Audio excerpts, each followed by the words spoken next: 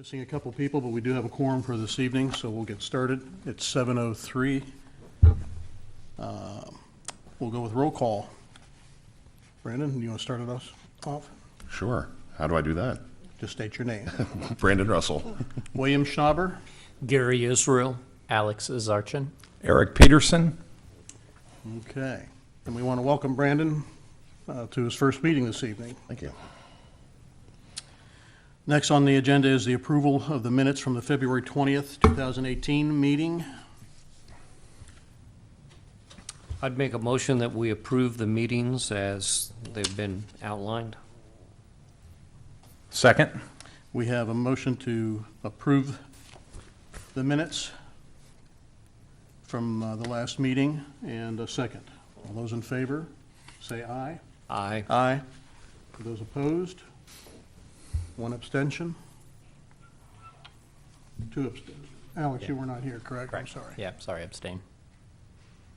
Okay. Next on the agenda is communications, committee and staff report. Les, do we have anything regards that? No new news from us. Okay. And we welcome Brian. Good evening, Brian. Sorry I was late. You're fine. Oh, I'll get this. Yeah. Where are we at? Les had just mentioned that there are no new updates for the committee and staff report. Okay. I'm gonna turn this over to Brian at this point in time. Thank you. Welcome. Good to see everybody here. All right, we have item number 5. It's our vacation case 2018-08.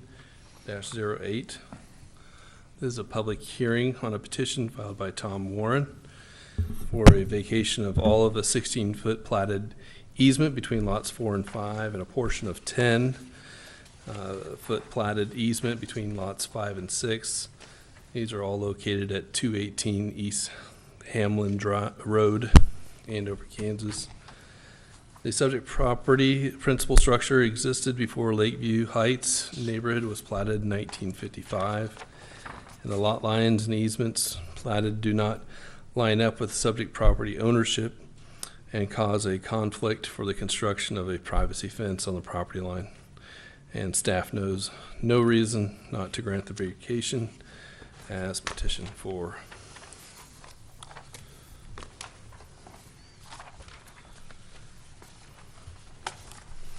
We've got a lot of good information here, Les. If there's some little bit extra or anything on top of that, feel free to let us know.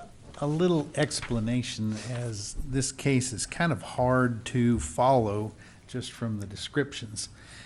If you look at the subdivision plat and look at the aerial photo map, you can see that the lot lines aren't on the same angle. And that is caused by the ownership around that existing house. For some reason, there were utility easements platted that are just within a few feet of that existing house. And the owner of Lot 6 was in here a few months ago asking for vacation of utility easements. And now the owner of lots 4 and 5 would like to follow suit and get those easements off of his property also so that he can build a privacy fence.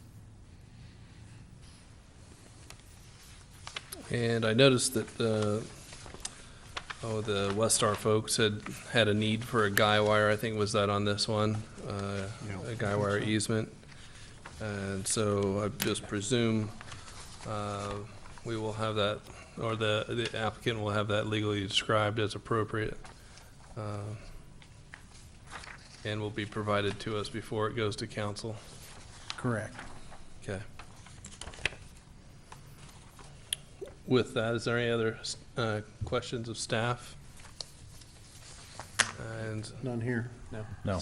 seeing Nope. none, ask the applicant if they would like to share anything new, or if they are in agreement with what has been put before said here. Feel free to stand up to the mic and state your name and address.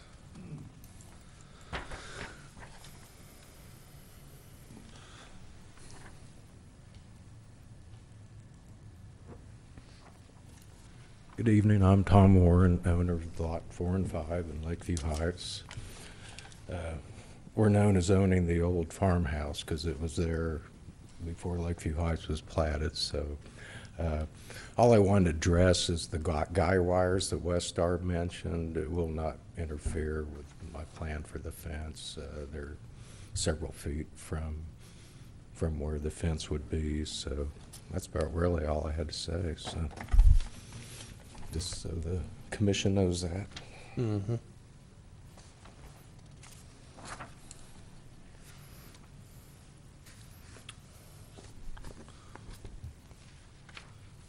Well, in light of that, I think entertain a motion if there's no more commentary at the bench here. I think the only thing that we need to be concerned is that we address that guy wire easement and that it's contained within an easement so that Westar has the ability to function and operate as they currently do.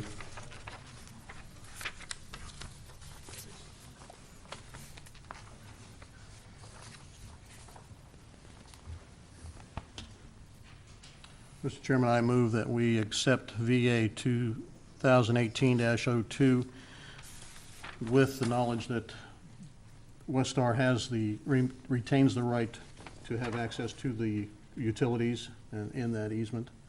Mm-hmm. We have a motion. Second the motion. We have a motion and a second. Any further discussion?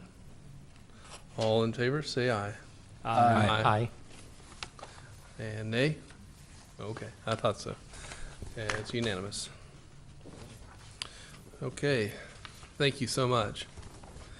The next item is item 6. This is vacation case 2018-03. This is a public hearing on a petition filed by Christopher Call for a vacation of a 10-foot, east 10 feet of the west 20 feet of the platted utility easement on property located at 420 West Jamestown Street, Andover, Kansas. The applicant desires to construct a storage shed at the rear of the yard. A 20-foot side yard utility easement was platted on the west side of the subject property, but the existing utilities are all confined to the west 10 feet of that easement. And again, staff knows no reason not to grant this vacation case as petitioned for. And we have a plat map, and we're a zoning map, and a nice aerial. Les, anything here? This one's pretty self-explanatory. All of the existing utilities are in the west half of the easement. Sounds good. The only thing I saw on this one is that we should accept out the north 10 feet thereof. So we need to revise the description to be the east, because the north 10 feet is an existing platted easement, and I think we need to maintain that. Because if we said the entire west feet, it would go all the way through and leave a little bit of a gap. So I think that's the only thing I saw. It's just a revision to the legal. Any more questions of staff? No. Okay. No. Agent or applicant? No comment? Okay. Okay. All right. And it looks like all the utility companies have responded to this case as well. Any further comments before we? No. You were talking about this right here, Brian, Yeah, if we say, okay, so if you think about this, you got right? if you say the west, the east, if it's east 10 feet of the west, so we need to accept out the north 10 feet thereof to leave that rear easement in place. Does that make sense to everybody? Yeah, it does. Okay. So just a little modification to legal. So with that modification, I'd entertain a motion.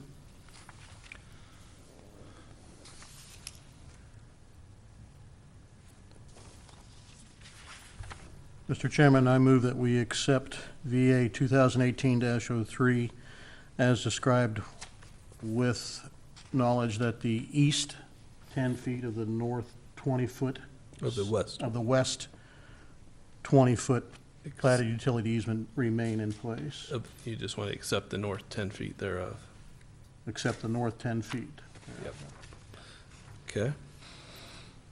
And do we have a second? I second. Okay. We have a motion and a second. And all in favor say aye. Aye. Aye. Those opposed? All right, motion passes unanimously. Okay, we need to, a motion to switch gears here. Anyone? Mr. Chairman, I'd make a motion to recess the Planning Commission and convene the Board of Zoning Appeals. We have a motion I'll second it. and a second. All in favor say aye. Aye. Okay, we are now the Board of Zoning Appeals, and we have a case it's numbered BZA V 2018-02.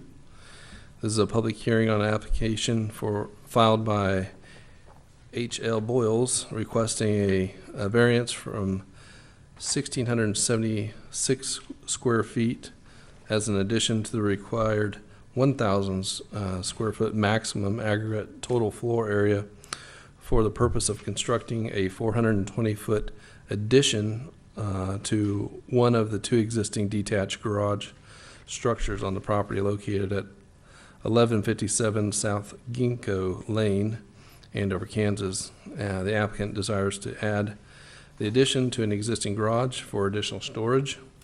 The subject property was granted a variance a few years ago to allow a larger building on the property, and staff knows no reason not to grant this variance as requested because the subject property is 6.3 acres, which affords plenty of space for adequate setbacks and open space.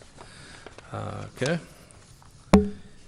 Any questions of staff on this one? It again seems pretty straightforward, but feel free to share anything new or interesting. Okay. I know of no new information. Okay. It's pretty self-explanatory. Yeah, certainly is. Property subject to an existing variance, and this variance would just make that variance a little larger. Mhm. Okay. We do have this, since it's a Board of Zoning Appeals, our actions are final tonight, so there are some protocol that we have to go through. It's not final in the sense it can't be appealed, but it is final in the sense that it won't go to another governing body. So everybody understands that. So we have this variance report that was nicely put together. We've gone over some background information.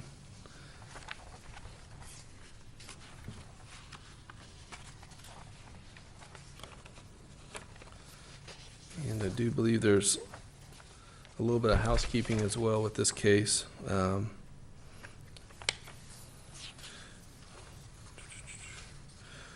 First of all, I'd like to ask, does anybody have any disqualifications? Okay, no? None. No reasons to disqualify, okay, great. The notification for this case occurred in the Butler County Times-Gazette on February 24th, 2018, and the notices were mailed to the applicant and 12 owners of record of real property in the area of notification on February 21st, 2018. The record shows that at least 20 days has elapsed between the publication of the mailing date and the hearing date. Unless there's any evidence to the contrary from anyone present, I'll declare that proper notification has been given. It sounds that way. Okay. Well, I think we've heard from staff and we've got all the evidence in front of us. Does the applicant have anything to share with us? No. Okay. Sounds good. That's fine. At this time, we'll open it up to public comment. Is there anyone in the audience who'd like to speak on this case? Okay, seeing none, we'll close the public comment period.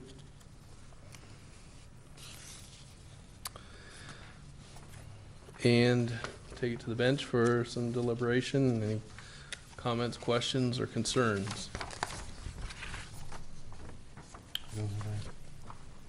No comments or nothing. concerns? Okay. No. Well, that's good. We do have a few more items on the list to go through here. If everybody would turn to the page that talks about, does this evidence demonstrate that? And I would certainly entertain any volunteers who'd like to read through some of these. I'll go ahead. Thank you.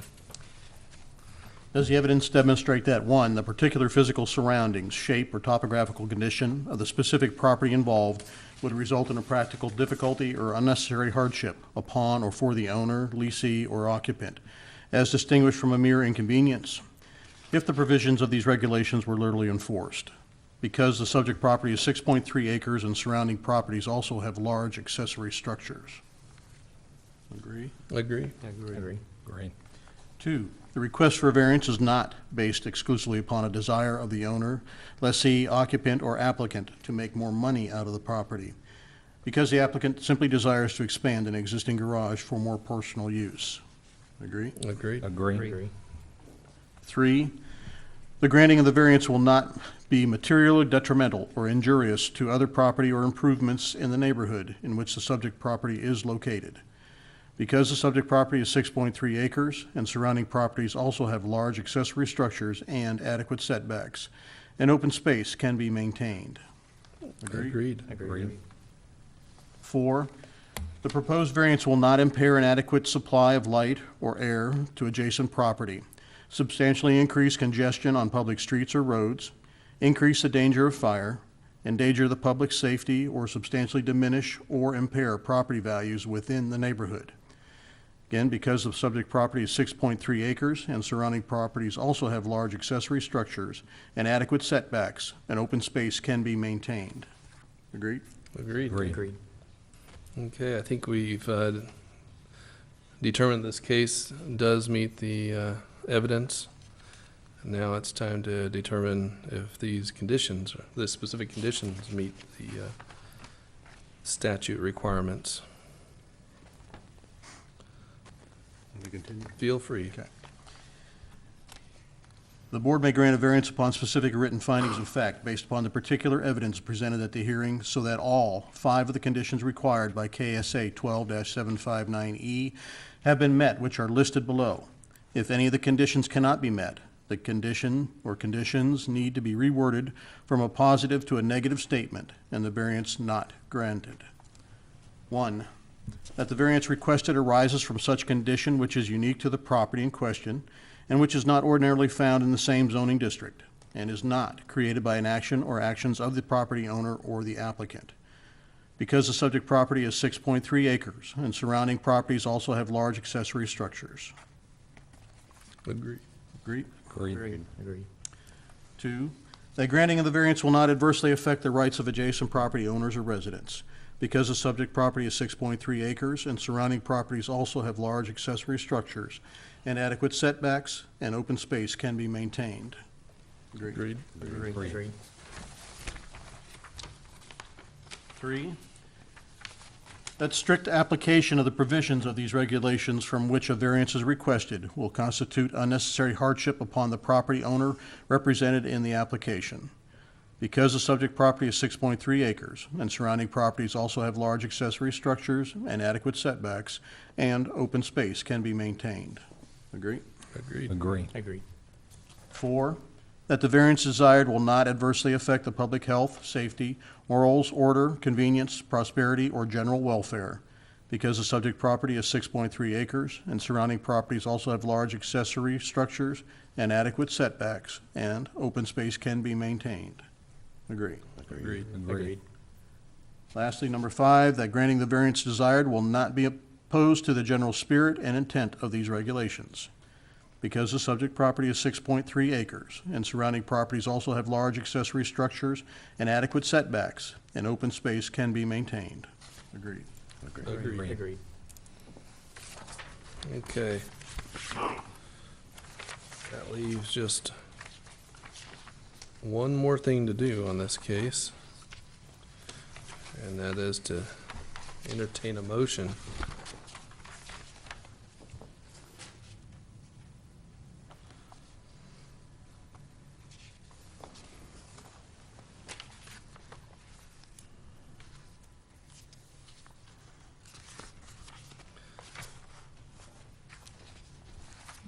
Mr. Chairman, I'll make a motion that we approve case number BZA-V-2018-01, application for a variance from the zoning regulations by H.L. Boyles, As requested? as requested. Great. Thank you. Yep, thank you. We have a motion I'll second it. and a second. Not to be nitpicky here or Yes. anything, but is it 02 or is it 01? Is it case 02 or 01? That's a good thing to be nitpicky about. Because Yeah, it appears it's advertised as 2, but I think it was probably 2. Good call, thank you. Yeah. wait, Right. the agenda has 02, but the case on the form has 01. Oh, one on the, As does the variance report. Okay, so it appears that just the agenda is, maybe the agenda is the incorrect one, and just it is case 1. Very, very good. Okay. Not a big deal, but yeah, we want to make sure it's documented correctly. Okay, so we have a motion and a second, and all in favor, say aye. Aye. Aye. Aye. And those opposed? And the motion passes. Okay. And I do have one last little statement on that, and these are our closing remarks. The resolution will be prepared and made available by March 31st, 2018. If anybody is aggrieved by this decision, a further appeal can be made to district court to determine its reasonableness within 30 days after the resolution is signed and filed with, by the zoning administrator. Thanks again. All right. That brings us all the way to item number 8, but before we do that, Mr. Chairman, I move that we adjourn the Board of Zoning Appeals and reconvene the Planning Commission. we have a motion Second. and a second. All in favor, say aye. Aye. Aye. Okay. Item number 8, I think, got some more design guidelines and manual work.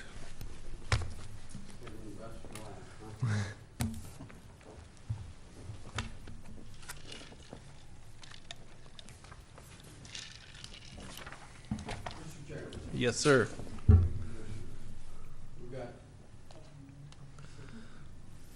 Are we good now? Okay. Mr. Chairman and Commissioners, we've got 4 things we'd like to go over with you this evening. Number 1, we want to look at the status of the Unified Development Manual, give you an update on that.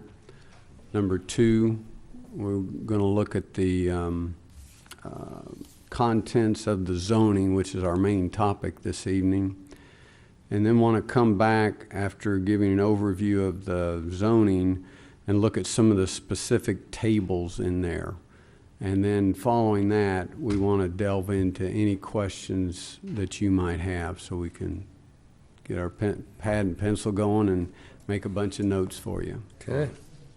So the first item, the UDM, just to give you a status report, it is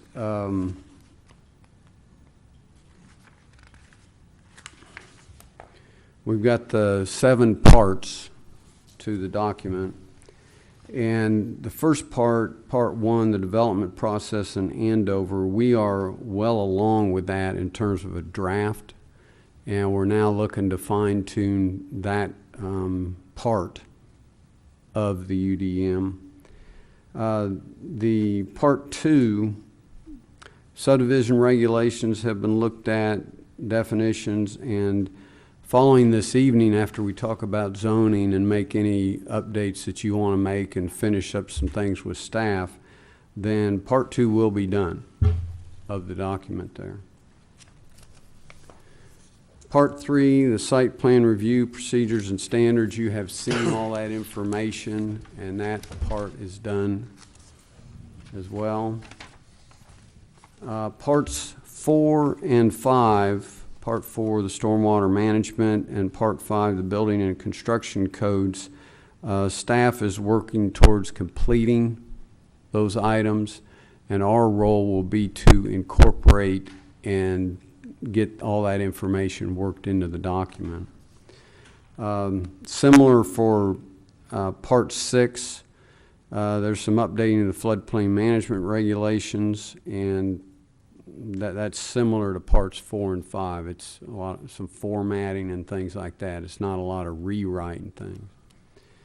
The appendix is pretty much completed. We're going to find out any new information and see what we need to put into the appendix, but right now it's all set up, has lots of links in it to all the other major documents that you can see listed there on it. So we are well along with the document.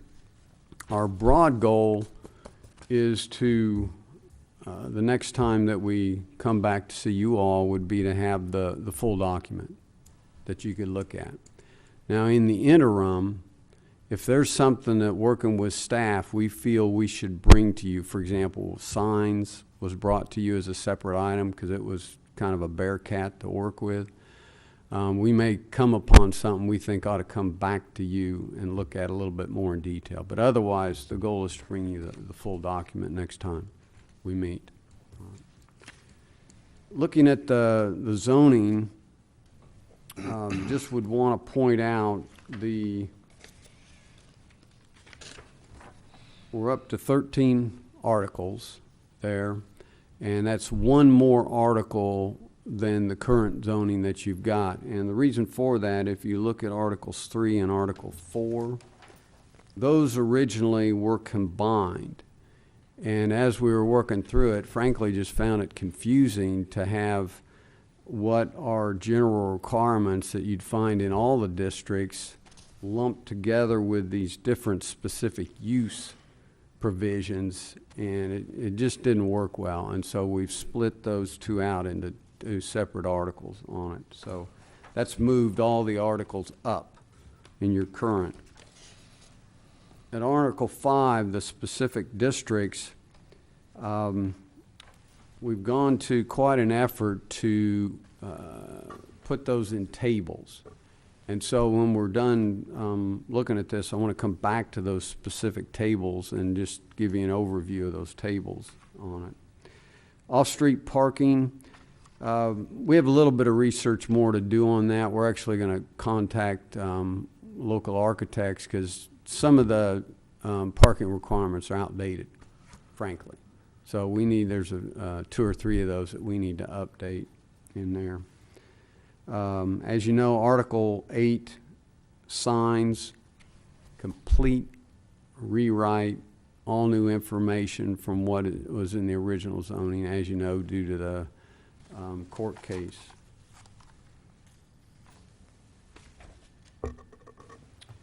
Les, do you have any thoughts to add on the overall zoning before we go back and look at some of the tables?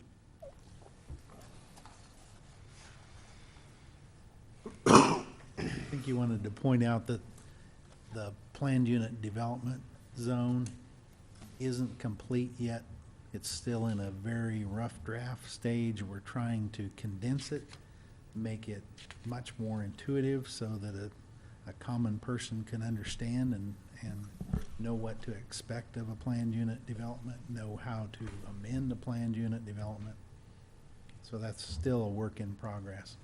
Mm-hmm. Let's go back, Deborah, to Article 5, and let's look at that first table. That's 100 zoning districts and intent. You can't see the color there, but the different types of districts have a different color bar. For example, the agricultural transition, I believe, is a soft green, and all the residential ones have a soft yellow over them, so you can readily see when you're looking at the document the different zones. The reason to take a look at the intents number one, it's going to help somebody if they're going to apply and they want to see what kind of zone makes sense to them that they ought to be in. But this is consistent, and you can go to the next one, Deborah. For the business and industrial in particular, studying the comprehensive plan. And so we took information from that, and that helped to assess your current zoning districts and provide these few new districts and just clarification of some of the older districts. You can go on through those, Deborah. Let's look at 101. These, some of you might think of the term, are the bulk regulations for the zone. So all of the information text that's in the document has been pulled out to go into these particular tables. So someone can readily find what the dimensional aspects are for working with one of the zoning districts. You can go on to the next one there, Deborah. And I think we've got a few more.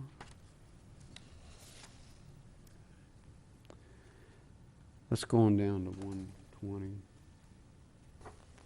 We're going to jump way down to 120 there, and that's going to show the permitted, special, and conditional uses by zoning district.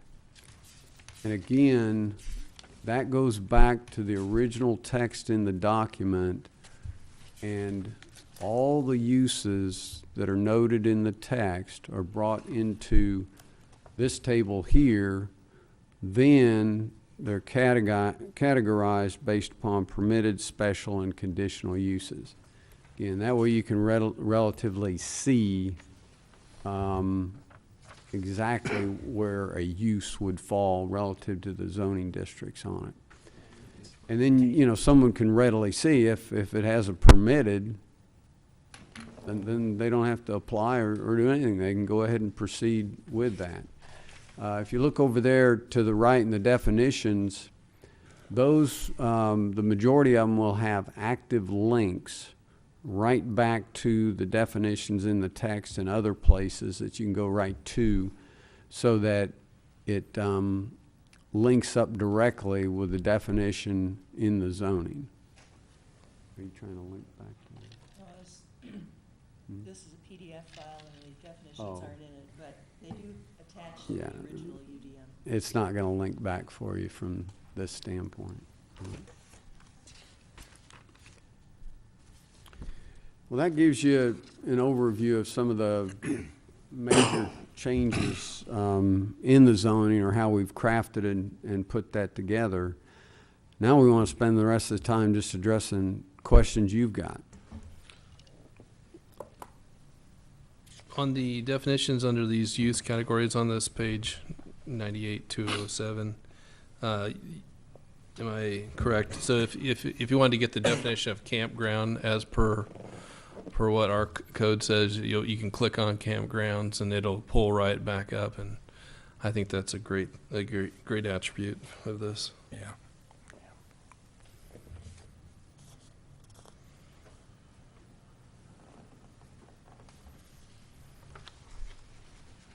And I should. Excuse me. I'm in the active file now as opposed to the PDF that you were given, just to make it easier to get the file to you. But as you can see in the active file, you can go and it will take you right to a definition, whatever it may be, as all the links do.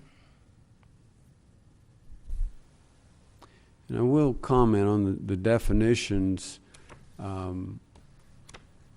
We've had to look at some of the building code information because we want to make sure that the definitions don't get at cross purposes with the building codes. So it's not like we're trying to repeat all that code information, because it already exists. But yet, any reference, we just didn't want to be different or create any confusion. Second thing would be anything that's related to state statute in terms of definitions on it, different types of adult care homes and things. we'll have links for those. Because some of those definitions, when working with Les and Deborah one day, we got online, looked it up and all that, these things will change. And Les, I believe there was a term for that. What was that word you used? It's interesting that we have state statutes that govern what we do, but the departments within the state are allowed to promulgate their own regulations. So they periodically promulgate changes. And no one really gets notified. A person just has to go out there and search and search and search to find those department regulations. Again, it's not very intuitive, but it is what it is. So rather than repeat those definitions, it's better to link to the Yeah. definition because it may change. May change and you won't know. Yeah. So you can see the definitions have gone through quite a filtering process to make sure that they're going to sync up to other requirements and regulations. And I'm really pleased we were able to get that in that one table so you can just link right to it and go back and see the definition. And we didn't have to, I don't know if you remember one of the earlier documents we looked at as an example, they had definitions for everything under the sun, and I mean, it was, you'd have like 5 paragraphs of information to go with one, and this just is a lot cleaner and gets more directly to what you all are doing relative to zoning cases. Other questions, please? Well, I've been looking through the uses and a couple, and maybe I'm not seeing them. Do we have one for liquor stores? Are you looking in the second set of tables, which are the business and industrial districts, as opposed to the residential and agricultural districts? They're separated out in 2 sets of tables. Okay, yeah, there's bars, yeah.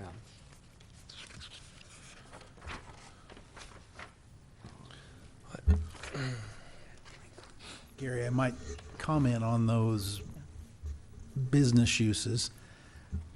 There are a couple of sections there where we just refer to, Deborah, what was it, retail and service businesses, rather than listing out Right. everything imaginable. Yeah, 'cause We you tried could- to use a more descriptive definition than prescriptive, would it be?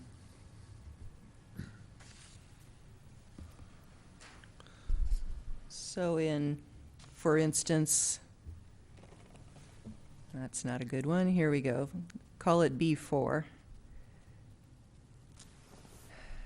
And that just repeats again. We need to go back to B1. Sorry. We also tried to consolidate information by not repeating when each successive zone is the same list of permitted zones plus some more. We would say something like any use permitted in B1 plus these in B2. And where I'm highlighting on the screen, all those retail and service businesses, instead of taking up about 3 pages each, now take up a third of a column. And it's, but each one of these individual uses in all their various descriptions are listed in the use tables separately so that someone looking for, say, I want to start a shoe store, is it permitted? It's listed under shoe store. And the same with all the personal services and medical care items that we included. Everything from barbers to optometrists. Those are all listed separately in the tables, but they're condensed under the zones. That's very nice. I like that. Yeah. Another thing we did was make it so all of the business zones accumulate, where all of the uses that are in the office business district B1 are also allowed in B2, and all that are allowed in B2 are also allowed in B3. So the way it was in our existing regulations, a couple of the districts accumulated and a couple didn't, and it was rather confusing for folks. And this is, I have a question more for staff. and I was looking I'm under the residential, and that just something that stood out to me, the small cell and DAS wireless communication facilities. It's showing that they're all permitted in all of the residential zoning classifications, so they're permitted by right, or I see there's some, maybe some conditions associated with that. I have a concern if someone would have put a cell tower in my backyard and it's in their backyard, and I could see that being a major issue for us. Small cell and DAS are not what you think of as a cell tower. I know what they are. Very limited in height. Yeah. And if you go to that section, it tells you what those heights are. Like in the R zones, they're limited to 35 feet. Yeah. Which is the same height as a home would be allowed. Sure, I understand. I just think it's a little bit, I think they should be a conditional use item personally, because I think it's something that warrants investigation when someone wants to do that on their personal property. It has a potential to affect others. Now, You do realize that they're outright permitted in the street right away. I understand that. Yep. That's a recent state law where Yeah, I find that to be concerning, and I think it could be something that would be not desirable for our community. So you would like them conditional, they have to be permitted in the street right away, but you would like them conditional on parcels? Yeah, I think it'd be odd to have a cell tower in the right of way, and then maybe if someone says, well, I know they need one over here, I just want to put it on my personal property instead of, and I'll get a lease, for the cell company for X amount of years, and I'll start profiting off of it, and the city doesn't get that money, or just, I could see it being very problematic. And you talk about cell towers and poles and things like that. I just think while the height may not be an issue, it's just the aesthetic and I'm just It's, trying to get it clear so that I know exactly how to write this. sure. So all residential districts, what about agricultural districts? I think it warrants. I think it warrants putting it as conditional on all districts. All agricultural and residential, but not in business and industrial, or on all districts? I would think particularly the residential ones and what I'm thinking of, and I don't know, David, I'd be interested to see what your thoughts are on that. We've had a lot of cases over the years that you and I have been a part of, or witnessed, and I think that's something that would be a challenge for some residential folks.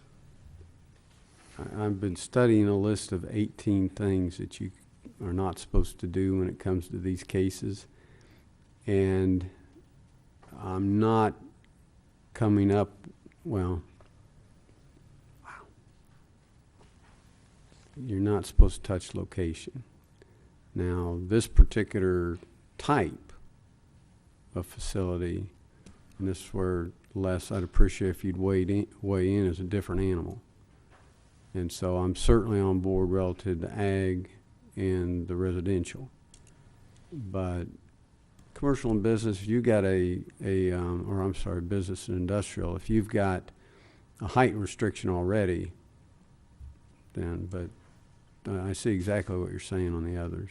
We'll have to double check the state statute, which was basically written by the cell tower people, so Sure. it's very, very restricted on even what questions you're allowed to ask about what they want to do. But we'll see if it's possible. We can certainly try and pursue it. Let's kick down the door. I mean, just try open the door and see if it works.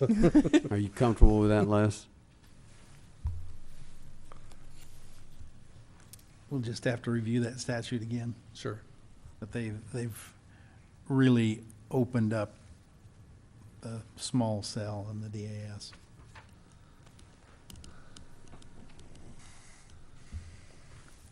Glad you brought that up. That's one of my pet peeves, but I appreciate that.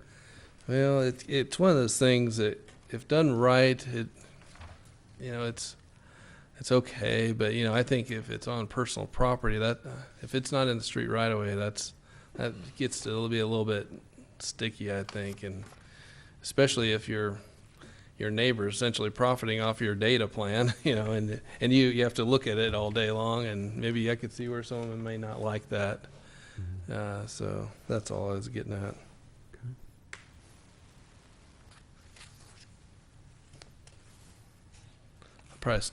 Hopefully I didn't derail us here. I kind of got into the weeds there. No, this is why we're here. We need weeds, people. We need What we weeds. expect of you, Brian. Okay, well, that's good.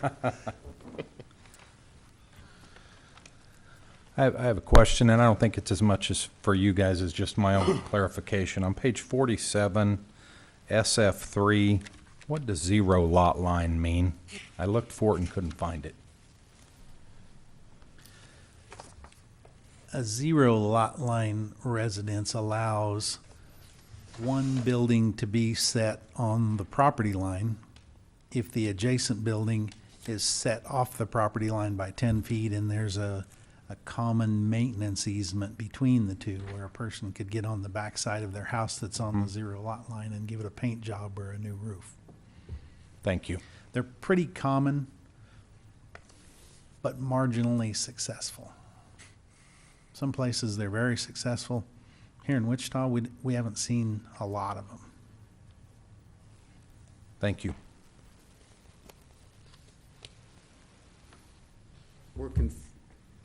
We're confirming that that's in the definitions. But you wouldn't have that, and you don't have that particular piece. I don't feel bad I didn't find it then. Yeah. Okay. Did you really want the other 200 pages? I'm fine with what Les said, and we can leave it alone. Yeah, you're working on 207 right now.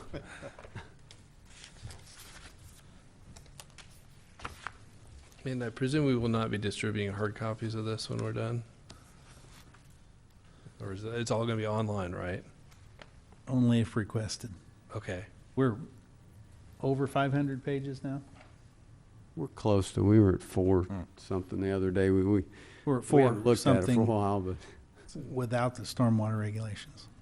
We like this- printing businesses, but we don't like them that much. It took me all morning on Friday to print just these 207 pages for all of you and all the staff. 1,800 sheets of paper. How many trees? It is very nice paper, though.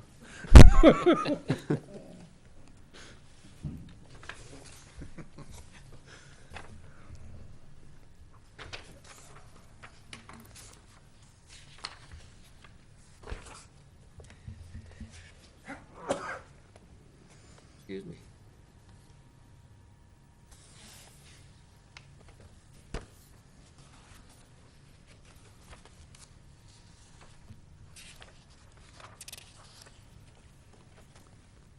while you're thinking of questions, there another item I'll point out in the zoning that's going to be helpful to folks is there will be an interactive index. So if you think of something as simple and you want to understand, well, you can see it right here. Carports, fences, whatever it might be, you go right to that and that'll link you right back into the document.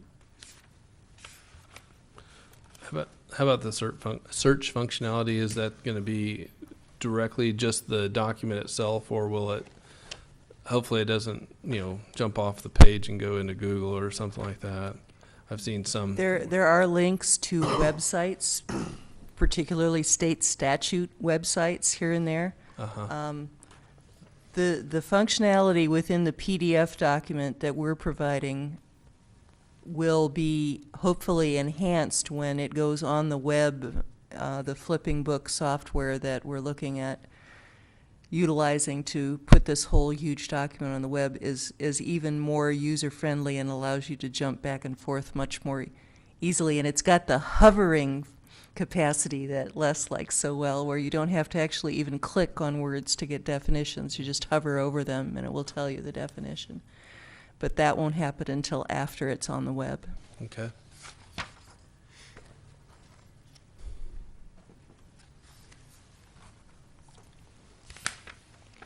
But within the PDF document that will be available to you during this process, anything that's underlined is an active link. And if you click on it, it should take you to wherever the link links you to, which may be another place within the document or maybe a website.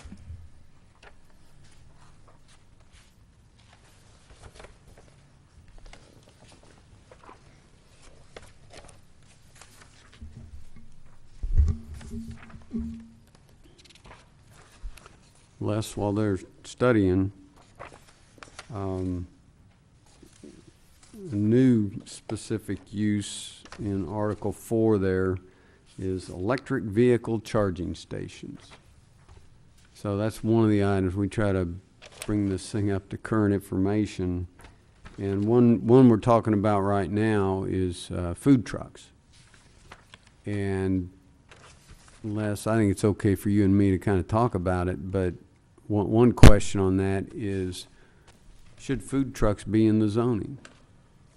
Should that just be a standalone ordinance outside of the zoning that the city enforces? You know, you could make the case that there is a bit of an overlap relative to food trucks, because you could ask the question, where should that safely be located within a particular zoning district relative to other things that might be happening on the site? And Les, have you had a little more chance to think on that one? My opinion is that the city code should govern all of the specific requirements to operate a food truck, but the zoning regulations should tell you where you can operate a food truck. So that's something we're going to be looking at to refine and make sure that, again, we don't have cross purposes or trying to duplicate other information. So if my development wanted to have a 4th of July party and we wanted to bring in 2 or 3 food trucks, would they have to have a permit, or would that be allowable for that activity, or what's behind that then? One of the exceptions to the food truck licensing requirements that we've drafted is that if they're acting as a caterer, they don't even have to have a permit. Okay.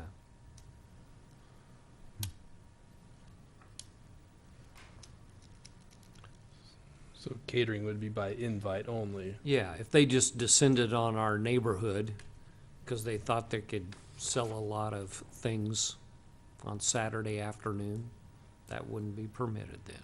Right. If you look on the screen, excuse me, if you look on the screen in what we have now, written permission is required for a food truck operating on private property or on public property other than right-of-way.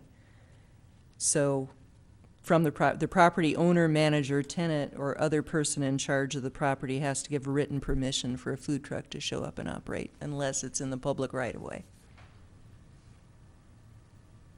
Not necessarily being hired by that company or that owner. No, Maybe- just have permission. What if you have a property that's located in a popular area, but you're still single family property, and every day at noon your food truck lands on your corner and you don't necessarily want it there, but it's still in street right away, and you get to smell whatever the delicatessen is of the day every day through lunch, and that's not something you want to do. How do we handle that? The way the draft is written, they wouldn't be allowed to set up in residential districts. Oh, in residential districts. Correct. Okay. So that'd be if it's commercial on one side of the street, residential on the other side, they have to stay on the commercial side. and there are distances to residential. Okay. So, that makes sense.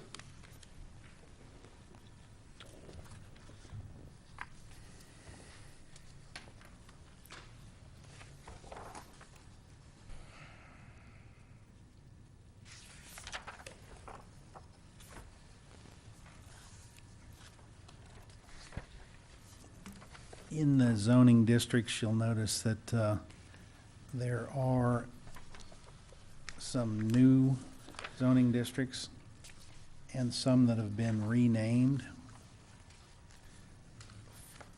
For instance, the MF1 we know today as R3. And the MXR we know today as R4 because as we started to analyze the intents of these districts, we realized we already had a mixed residential district in that R4 because it accumulated all of the uses from R1 through the R4.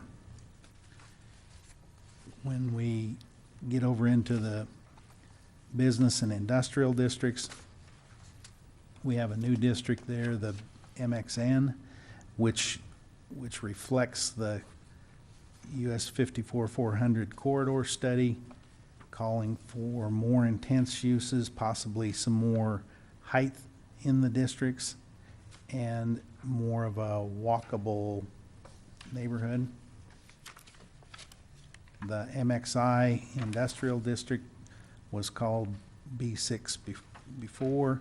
It's kind of a hybrid between heavy commercial uses and industrial uses, with the stipulation that it has to be kind of a storefront operation. It can't be a warehouse front with a bunch of loading docks because it's intended to be along Andover Road adjacent to the industrial park.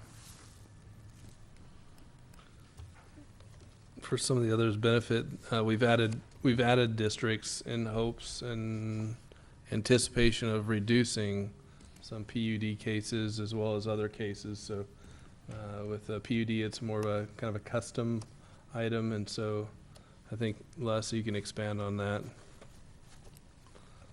Most of the planned unit developments that we have, the residential planned unit developments, were filed because they wanted smaller lot sizes.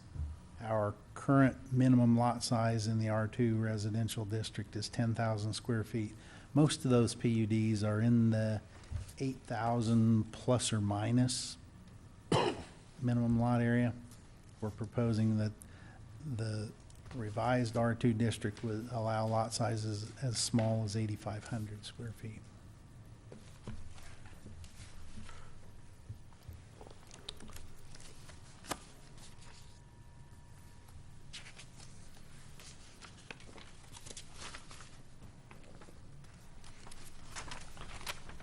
All this is going to end up, the zoning districts, the zoning map will be updated. And staff keeps that, and so that update will occur. But I've mentioned this before in that no existing base zoning district will change. That can only be done by the property owners who are applicants for property. Are you finding further questions or comments?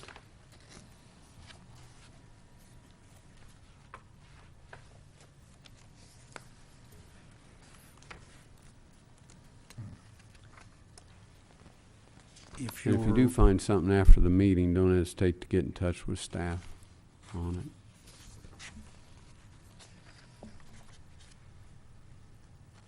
If you're ready to move on beyond the zoning districts article, next, Article 6 is off-street parking and loading. We've again tried to make this much more intuitive, answer a lot of those questions that I get phone calls over about parking RVs and does parking have to be paved? Can parking be on the side of the structure rather than in front. So we've tried to explain those as best we can within the regulations. If you have any questions, feel free to jump in there. I think it's much more intuitive.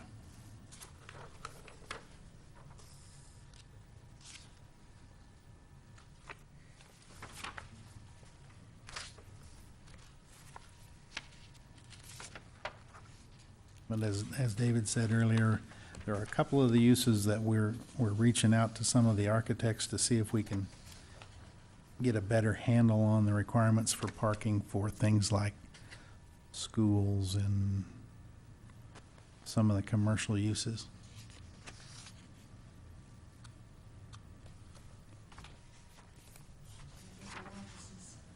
Medical offices, yeah, we have recent history with that. From Brian, you were probably involved in the Andover Family Medicine up in Cornerstone. Mm-hmm. Yes, sir. Built a new facility, and the first day they opened the doors, they were parking cars out in the street because their parking lot was full. It's a good problem to have, Yeah. but it was certainly a surprise. They they installed the put- minimum, and They've put in a second parking lot, correct? yes, they came back and added a second parking lot. It's just, again, it's a change in the way we do business. 1993, when these regulations were adopted, we didn't anticipate 10-minute windows to see a doctor. It was more like a half an hour. So you can imagine that there are likely to be 3 or 4 patients in the waiting room waiting to see a doctor rather than one. Mm-hmm.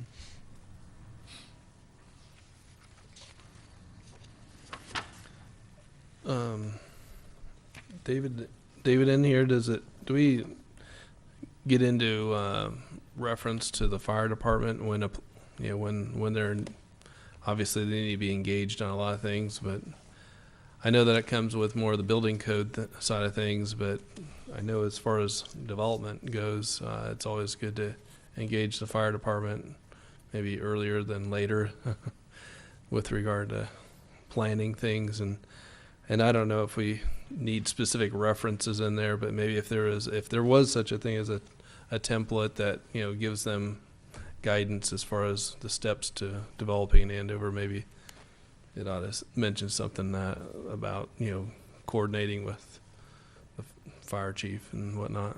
I'm curious, which direction are you thinking of? Are you thinking from the applicant standpoint of review in developing the application, or are you thinking from the fire department standpoint of reviewing an application? Well, I think it'd be good for the fire department to be engaged early, and so therefore they should be sooner than in the process. And I don't know specifically where you think that should go, but I do think sometimes for commercial developments or that it seems like that's more of an afterthought, and in my mind it should be more of a forethought that, hey, let's figure out how we get all those fire services and emergency services handled and where, because that can affect site design quite a bit, and so I just wasn't sure if we're going to have a flow chart or anything like that would give guidance as part of our regulations here. And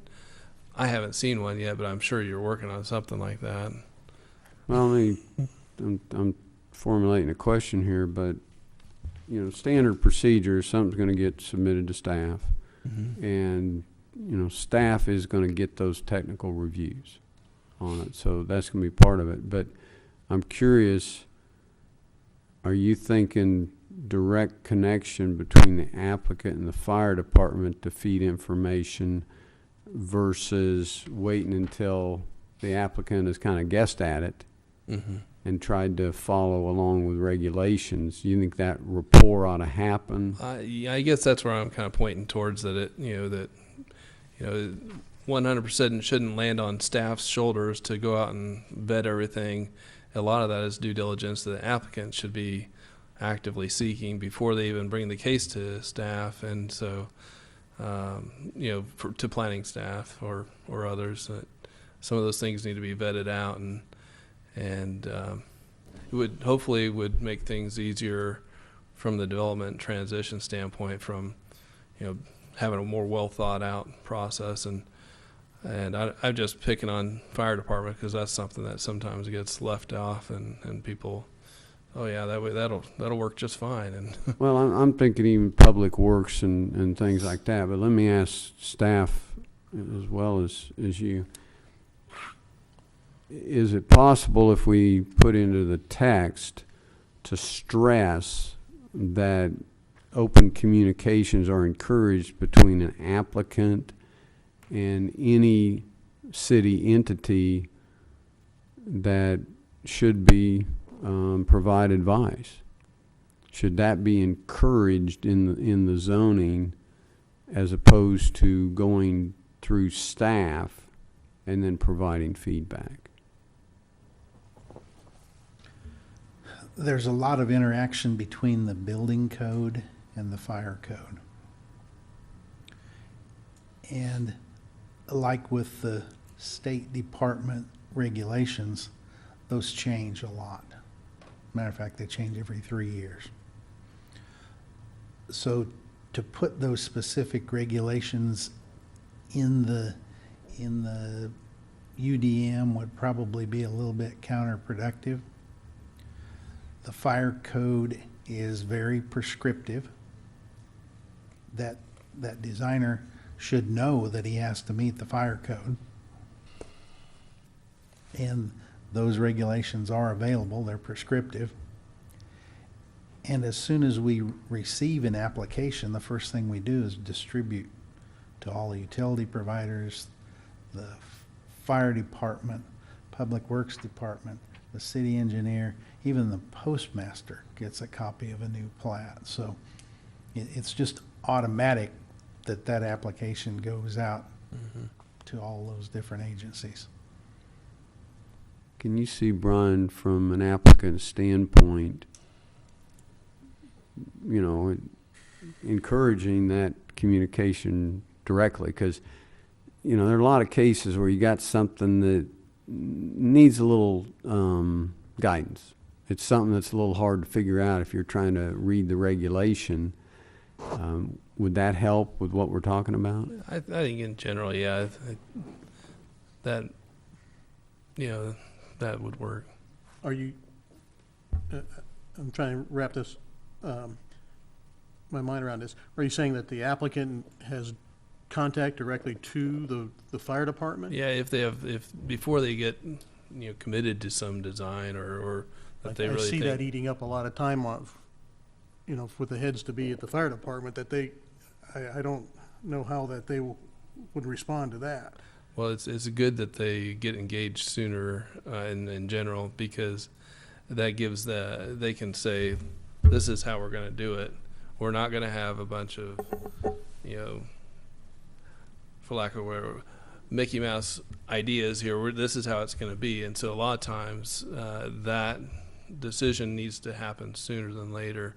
And I'm not saying, they just, I guess I'm just trying to encourage that we have some, encourage open dialogue especially for people that aren't from around here, that maybe not be accustomed to how business is done. And I think, there's sometimes just a thought process. Well, I'll just read the code and be done. Well, some things are, need some extra thought there. So that's all I'm really getting at, is that if there is such a thing as a flow chart that we end up with, as far as just a, development protocol, that it be penciled in kind of more to the top of the list, if you will, as far as for commercial developments, as opposed to, and somewhat for the residential, but that's pretty intuitive what the residential is going to be. But if there's such a thing as a flow chart where you give some guidance as to how you get through the development process in Andover, I think that could be beneficial. Do you think a development review in advance of an application? I think if warranted, there should be like a development review group that gives some guidance. That's all run by staff, and that all the staff sits there and that's an issue. That's an issue. You've been to some of those, yeah. But that'd be when applicable, really. Right. Yeah. Okay. Well, we'll talk about that. We keep a laundry list of things that we keep going over. Okay. Other questions?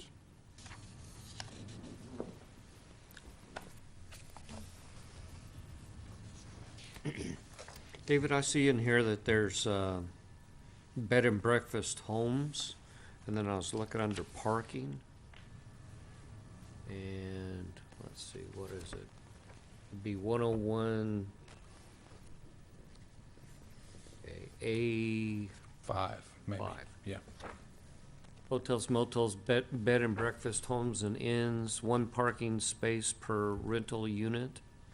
I know my wife and I, we went to a place in Montana that we rented, and they had 3 units, and boy, you could have put 3 families in each one, so that would have been 9 parking spaces at any time, and they only had 4 parking spaces.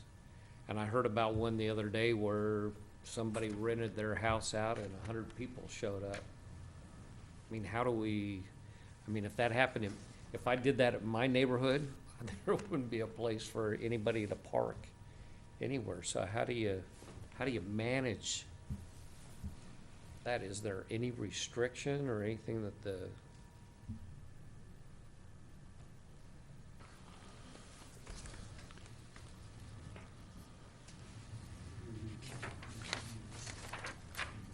I'm digging back pages here, Gary. okay? I think If Mark, if you go back to the zoning districts, the bed and breakfast, short-term rentals, VRB, Airbnb, they're all special uses. So Okay. every case in the residential zone will come back to you for a special use, so that you can look at the structure and you can talk about parking and all of those details, and you can make conditions on approval.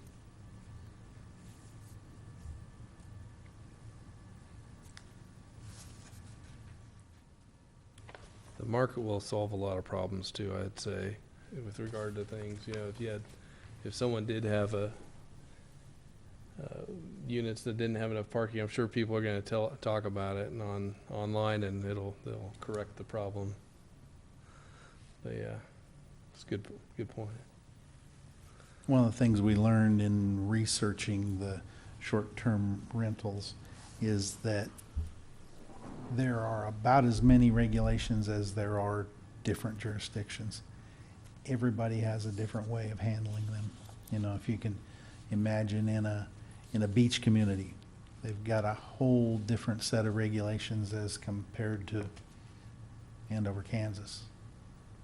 Or in a retirement area like Scottsdale or Brownsville, completely different way of looking at short-term rental.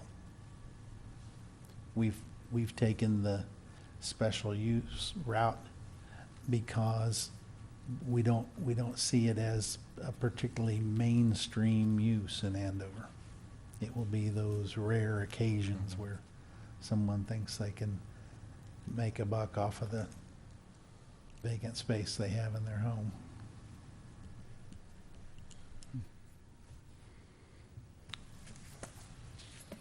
Special use brings up another question with regard to the existing special uses that are out there, which there's quite a few cases that I'm aware of, and I've not been around nearly as long as others. So how are we, they obviously get grandfathered in to the new codes. Special uses run with the land. There's Sure. actually a zoning ordinance for Mhm. each one of those special uses. And so have we analyzed how the existing special uses that are out there kind of dovetail into what our new regulations are saying? Yes, we have. Okay. And the same with variances. We've looked at all of these variances that we've seen in the past, and typically a steady stream of variances on the same subject indicate that there's probably something that needs an adjustment in the regulations. Okay.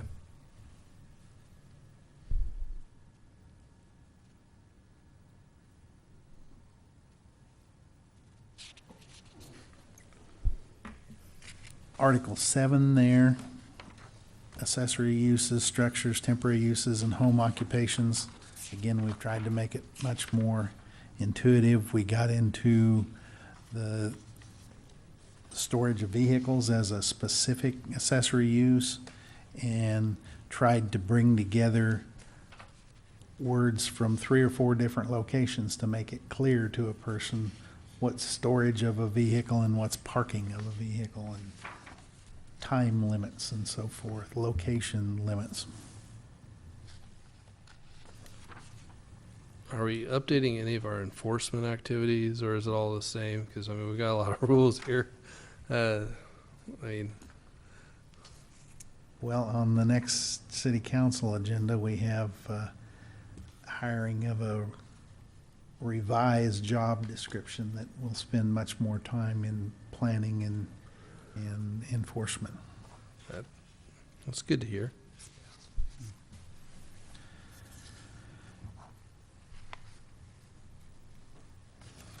You'll notice that we've added accessory dwelling units to the accessory use chapter.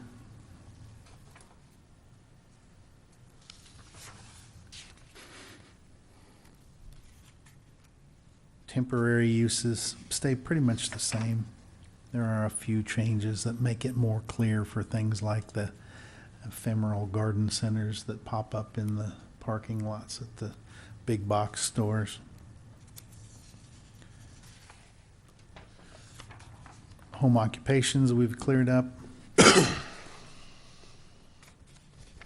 Again, made reference to the state statutes on care facilities.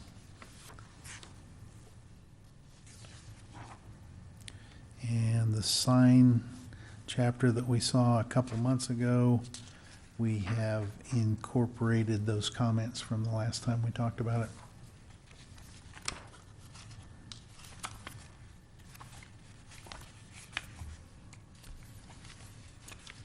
And let's see, Deborah, when we last talked about signs, you didn't have the tables finished yet, if I remember right? Correct, they weren't active links yet. They are now. Sorry, takes a second right there. The remainder of the chapters are pretty much just plain English versions, more intuitive versions of the existing regulations, because they're more or less governed by the state statutes on zoning. So, if you have any questions.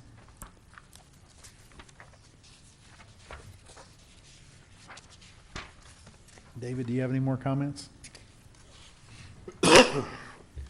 Well, I just want to make sure, from your all's standpoint, that you feel that this is on target and we're getting the right kind of information into this going forward, because, you know, we're trying to wrap this up and get you a document that is going to go through an intense review process before it's even considered. You all have to hold the public hearing on the whole shooting match here before it can even go on to the governing body. So if you see something, please let us know. And when's your projected date on that? I can't give you something specific because there's some items that we're not in control of.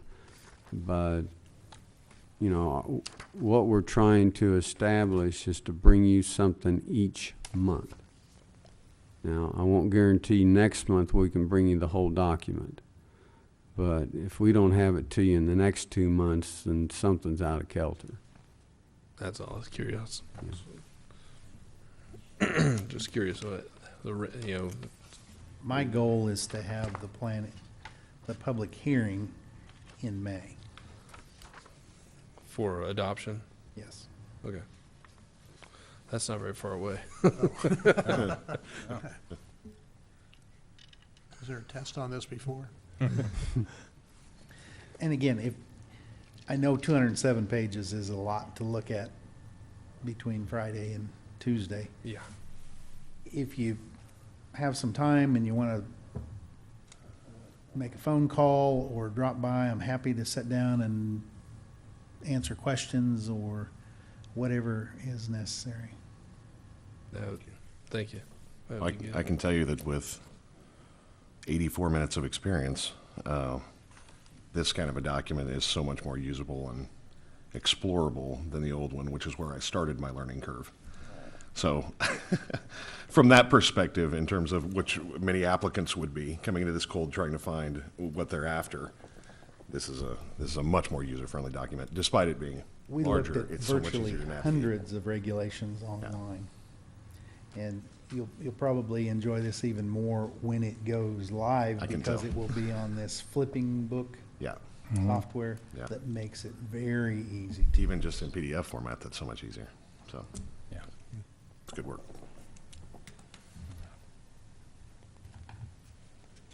When this is online and accessible to somebody, a builder or somebody, or myself, I want to look at building my third car garage and it's projecting out a little bit into my yard, a little bit into the setback.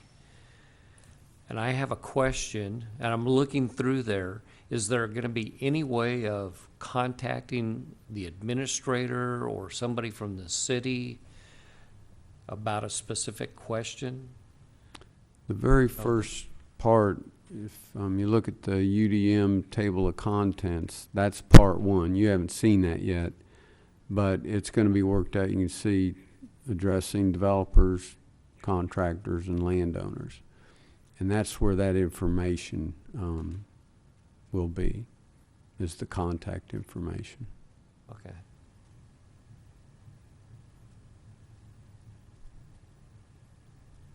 And to get to these regulations, you'll go through the Andover KS website, Planning Department. You can always click on that and see who's who for contacts. Okay.